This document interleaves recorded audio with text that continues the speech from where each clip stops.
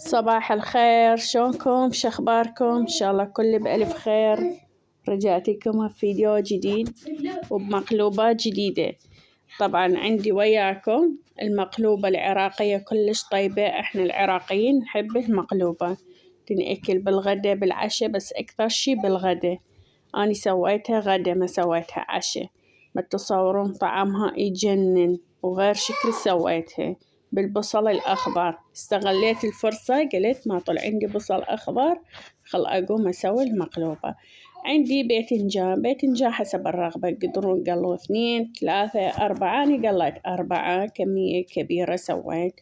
وطبعا 4 بوتيتايات، وطبعا بصل ثرمت، يعني قطعته شرايح وقليتها كلها سوية، وفلفل بارد قليته وحضرتها وخليتها على صفحة، وشلت من عندها الدهن، أهم شي نوشله.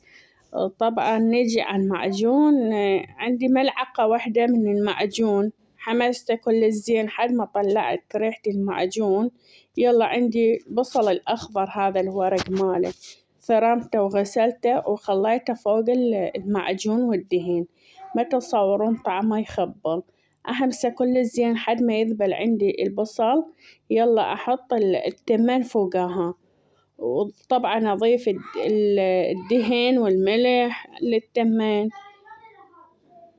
طبعا كلش طيبة، أنا أول مرة أسويها بالبصل الأخضر، ما توقعت هيج طعم طلع لي يجنن. أنا منزلت لكم قبل بالقناة، بس طلبوها من عندي هواية، قلت خل أسويها. ما طول احنا يعني مشتهيها على الغداء، وحايرة كنت ايش أسوي غدا. طبعا هذا الفيديو قديم مو جديد، مو مال اليوم، صارلي فترة مصورته وضامته بالجهاز، بس اجا وقته وقلت خل أمنتجه وأنشره لكم.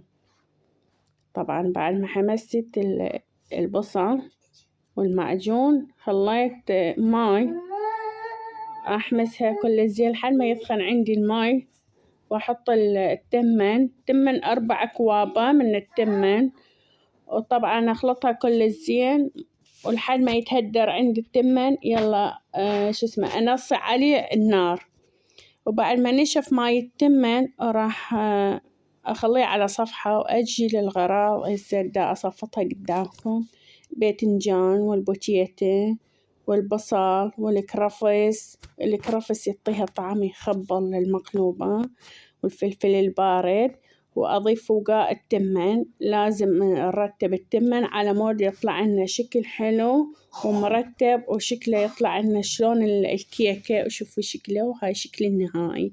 وسهمنا وسهمكم العافية.